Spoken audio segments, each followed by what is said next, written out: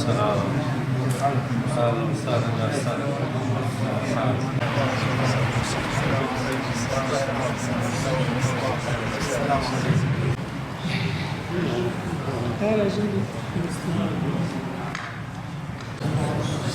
Çok değerli seydalarım ve hocalarım, hepiniz hoş geldiniz.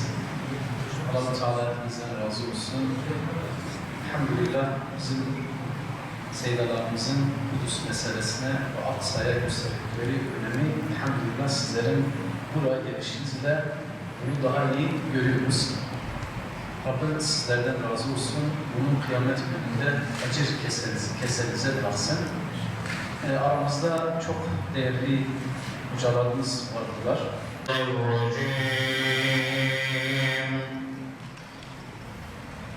Bismillahirrahmanirrahim.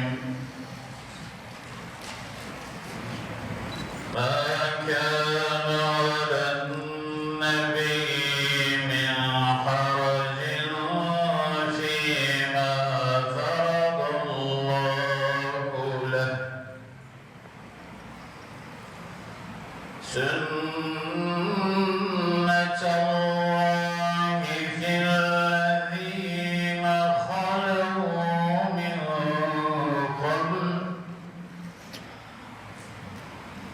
ve kâne emrullâhi kaderen makdûrâ.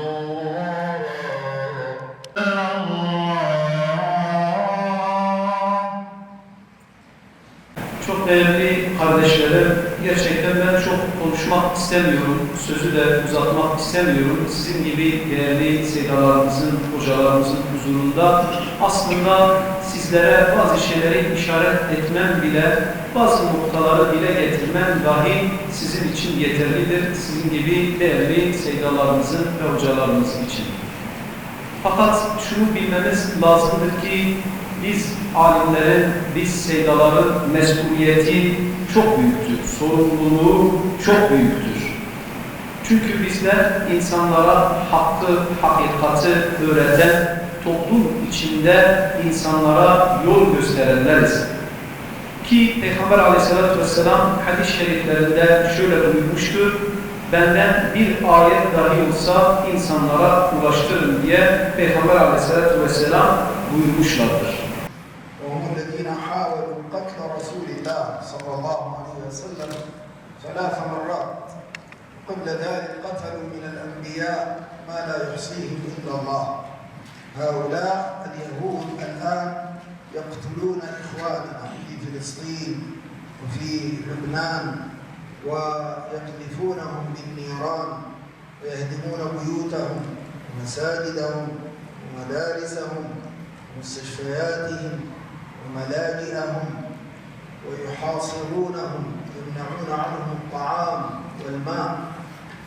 هؤلاء إخواننا في فلسطين وفي لبنان يجب علينا نصرتهم، فإن المسلم أخو المسلم لا يظلمه ولا يسلمه، لا يسلم أخاه المسلم إلى عدوه بل يدافع عنه، كما قال النبي عليه الصلاة والسلام: انصر أخاك ظالما أو مظلوما.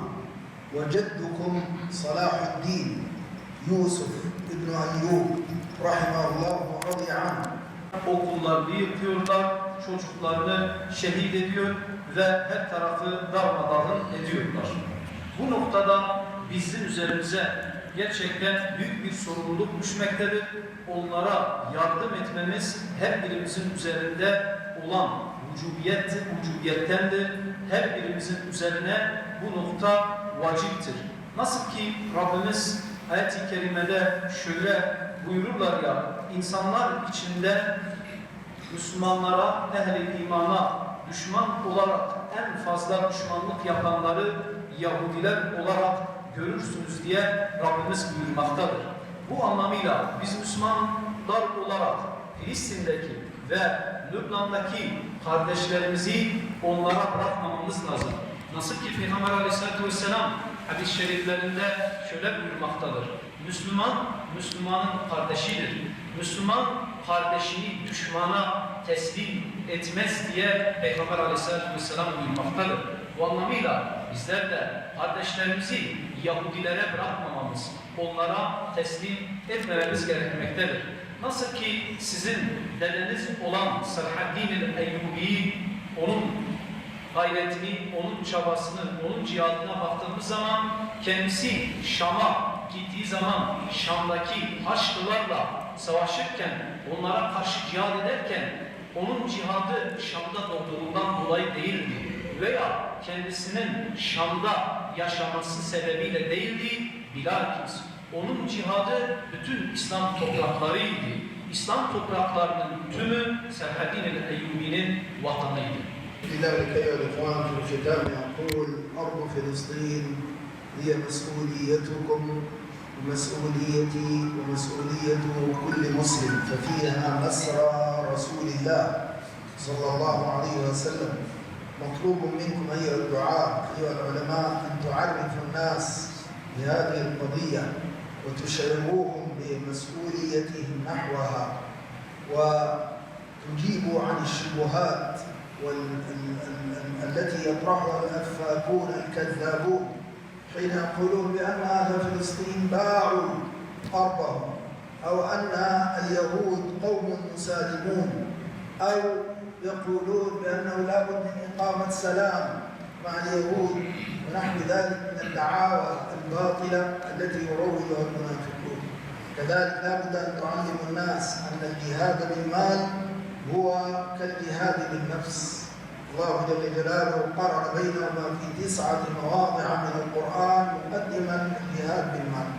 لو أن الإنسان تبرع ب10 ليرات وقدم 10 ليرات إنه يوم القيامة تشهد له عند الله عز وجل كما قال عليه الصلاة والسلام: ما منكم من أحد إلا وسيكلمه ربه ليس بينه وبينه ترجمان فينظر أيمن منه فلا يرى إلا ما قدم وينظر أشأم منه فلا يرى إلا ما قدم وينظر أمامه فلا يرى إلا النار تلقاء وجهه فاتقوا النار ولو بشق تمرة. أسأل الله أن يرزقني وإياكم العلم النافع والعمل الصالح وأن يختم لنا بخاتمة السعادة أجمعين والحمد لله رب العالمين. Son olarak da sizinle şunu paylaşmak istiyorum. Filistin toprakları hepimizin toprağıdır. Tüm Müslümanların toprağıdır. Bu nedenle bütün Müslümanların o toprakları savunması lazım. Filistin toprakları Peygamber Aleyhisselatü Vesselam'ın İsra olayının gerçekleştiği ve miraca Rabbinin katına yükseldiği topraklardır. Bu anlamıyla bizim için kutsal topraklardır. Filistin meselesini özellikle sizin gibi değerli alimlerimizin, seydalarımızın, hocalarımızın insanlara anlatması lazım. Onu aktarması lazım. Filistin hakkında oluşan şüpheleri insanların kafalarından gidermek lazım. Bazı şüpheler var.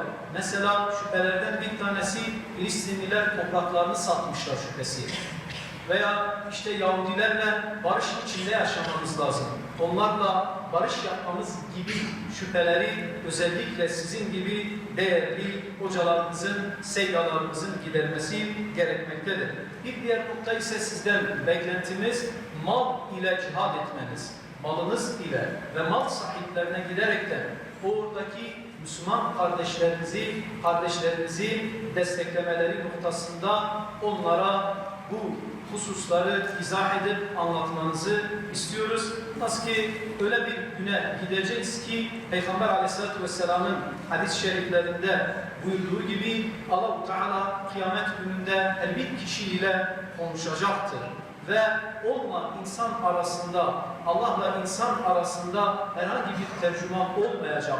İnsan sağına bakacak, soluna bakacak ve önüne bakacak ve önünde ateşi görecek. Ve Peygamber Aleyhisselatü Vesselam hadisin devamında şöyle buyurmaktadır: yarın hurma ile dahi olsa ateşten sakın diye buyurmaktadır. Rabbim bizleri ateşten sakınanlardan eylesin. مصر، دفاع عن سوريا، دفاع عن العراق، دفاع عن المدينة المنورة، لأن هذا الكيان الصهيوني يريد أن ينال من كل هذه البلاد. وبالأمس كان نتنياهو يتكلم عن تغيير الشرق الأوسط.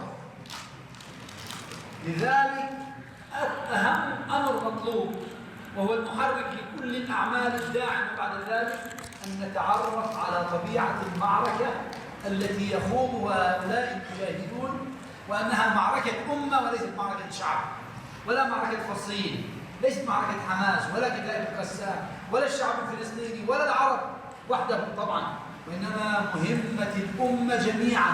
والاعتداء الواقع في غزة هو اعتداء عليكم، اعتداء على أهل تركيا، اعتداء على أهل ماليزيا، لأن هؤلاء يدافعون عن المقدسات والمقدسات لنا جميعا.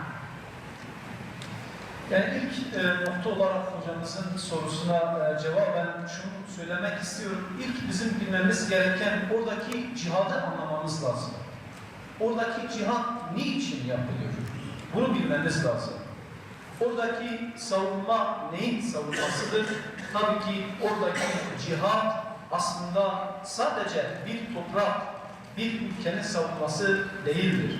Bilakis oradaki savunma Mısır'ın da savunmasıdır. Mekke'nin de savunmasıdır. Medine-i Münevvere'nin de, Türkiye'nin de savunmasıdır. Oradaki mücahitler bütün İslam alemi için cihad ediyorlar. Aynı şekilde bunu bilmemiz lazımdır ki oradaki mücahitler bizim mukaddesatlarımız için savaşıyorlar. O yüzden her birimizin bu noktada bu mücahitlere sahip çıkmamız elzem ve gereklidir. سوف يصبح لديك اعتقاد ماذا أستطيع أقدم لهم نافلة، يعني إذا وجدت أن أبذل وإذا لم أجد لا أبذل وإذا يعني بالراحة. لكن إذا علمت أنهم يدافعون عنك وعن بيتك وعن مقدساتك وعن دينك فتشعر أنك شريك مع هؤلاء. ينبغي عليك أن تبذل كما يبذلون غاية الوسع وكل الممكن. سنتكلم عن الممكن والمفهوم. Şunu bilmemiz lazımdır. Acaba oradaki mücahitler kendileri için mi sadece cihad ediyorlar? Eğer böyle bir anlayış varsa o zaman zaten bizim onlara vereceğimiz destekle sadece kendileri kadar olacak. Ama onlar bizim için de, bütün ümmet için de mücadele veriyorlar.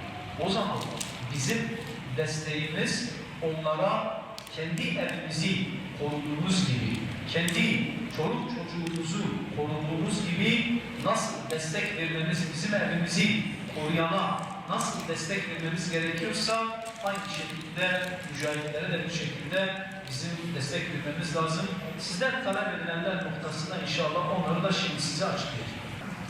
المطلوب أنا أختصر في نقاط. أولا نية الجهاد. عليكم أن تنووا نية الجهاد وتستحضروها، لأنها هي المحرر والمحرك لكم نحو القيام بالمهام الأخرى. فيجب عليك أن لا تقول الحمد لله أنني بعيد عن هذه الساحة التي فيها قتال ودماء. ينبغي عليك أن تتمنى أن تكون من أهلها وأن تكون شريكا فيها، وهذا يقتضي ثلاث أمور. أولا الإعداد الإيماني، نعد أبنائنا وأنفسنا. أهل غزة ارتبطوا بالقرآن الكريم وأعدوا أنفسهم إعدادا إيمانيا. هذا الثبات الذي تجدونه، الشيخ تكلم لكم عن الدعوة والتربية، هذا الإعداد الذي الصبر الذي تجدونه في غزة هو ثمرة إعداد إيماني تربوي قرآني لا يعلمه إلا الله، ونحن نرى اليوم آثارا طيبة.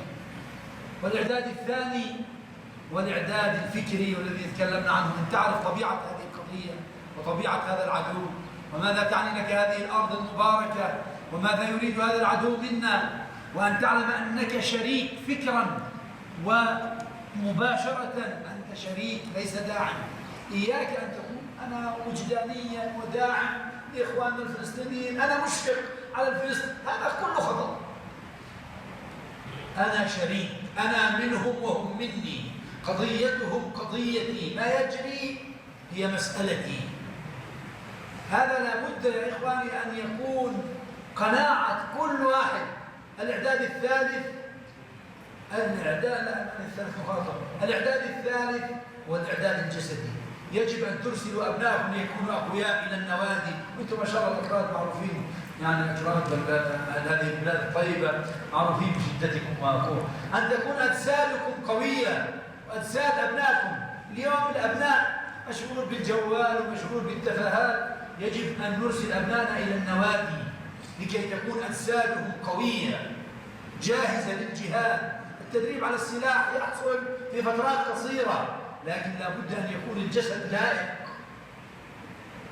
نعم. Özellikle sizlerden talebimizin başında şu gelmektedir. Cihadı niyet ediniz. Hepimizin içinde cihat niyeti olması lazım. Allah yolunda cihad etmek ve bu da bir vacibiyettir bizim üzerimizde olan. Bu cihat niyetiyle eğer yola çıkmazsak kayıplarımız olur. Cihat niyetini de 3 noktada ben ifade etmek isterim. Birinci nokta, hazırlıklarımızın olması lazım. Bazı hazırlıklar yapmamız lazım. Birincisi, imanımızı hazırlamak. İmani noktada hazırlanmamız lazım. Çocuklarımızı imani noktada hazırlamamız lazım. Bakın bugün görüyorsunuz, Gazze'de bir avuç Müslüman dünyanın süper güçlerine karşı mücadele ediyorlar. Bunun semeresini biz nereden aldık? Biz imani olarak gençlerimizi hazırladık. Onlar hazır bir hale geldiler. Bugün dünyanın süper güçlerine karşı mücadele ediyorlar.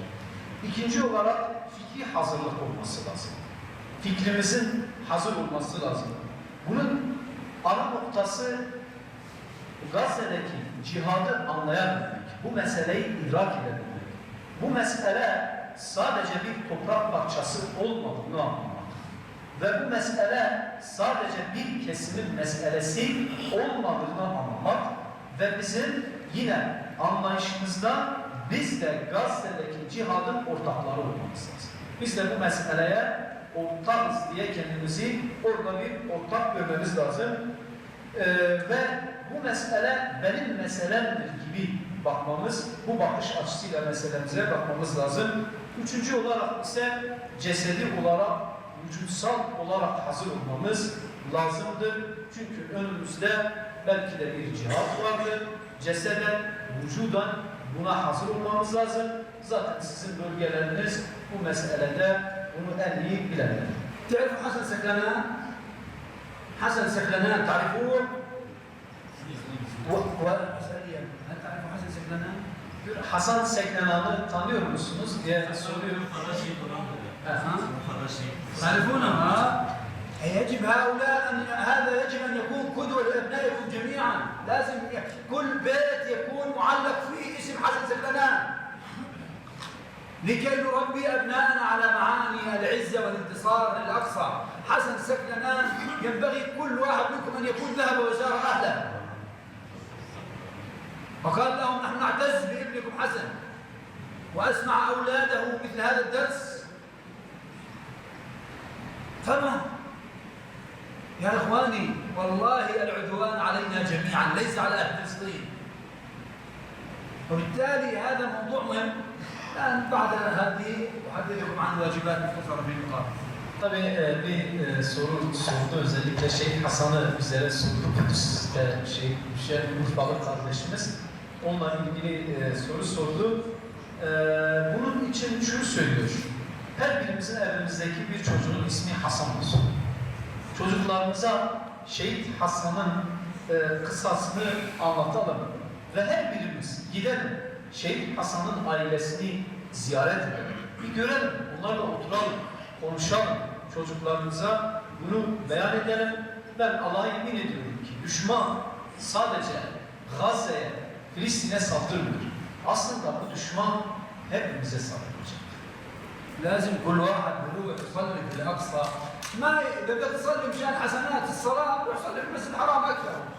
لكن لازم يكون تفكير كيف اوذي هذا العدو؟ كيف انتقم من قتله المسلمين ومن مدنسي الاقصى؟ هذا ينبغي ان يكون معلم لاولادنا ولشيوخنا ونسائنا. ينبغي ان نعلمه جميعا. her birimizin aslında Mescid-i Aksa'da namaz kılması lazım. Tabii aslında Mescid-i Aksa'ya gidişimiz işte oradaki namazın sevabı diğer mescitlerde kılınan namazdan 500 kat daha fazladır diye değil. Aslında biz Mescid-i Aksa'ya gittiğimiz zaman Yahudilere orada nasıl bir darbe yapabiliriz? Onları nasıl acıtabiliriz? Bu mantıkla, bu anlayışla aslında Mescid-i Aksa'ya gitmemiz lazım. Bunu çocuklarımıza, hanımlarımıza ve çevremize bu şekilde öğretmemiz gerekir. إلى هذا الوقت أولا عليكم بالدعاء والدعاء أمر عظيم وسنة عظيمة وهو اللجوء إلى القوي.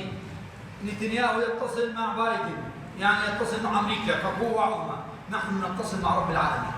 الدعاء هو الاتصال بالله وطلب النصرة منهم. إسرائيل تتصل مع أمريكا ومع أوروبا ومع الإمارات ومع بعض الدول العربية تطلب منها النصرة. نحن نتصل بالله نطلب منه النصرة. هذا هو الدعاء. İlk olarak sizden talebim şudur, dua edin. Mescid-i Aksa'daki Müslüman kardeşlerimize dua edelim. Hani görüyorsunuz Netanyahu Biden'ı arıyor. Ondan dua talebinde, ondan destek istiyor. Aynı şekilde Birleşik Arap Emirlikleri'ni arıyor. Ve farklı bazı ülkeleri arayıp ondan yardım talebinde bulunuyor. Onun duası odur. Ama bizim duamız ise Allah'a olan duamızdır. Bizim Allah'tan istememiz lazım.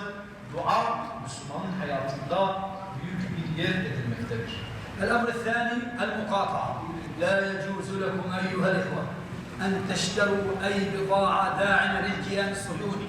يعني في مياه عندكم هون اسمها مياه صرمة، لا يشترط أن تكون بضاعة صهيونية.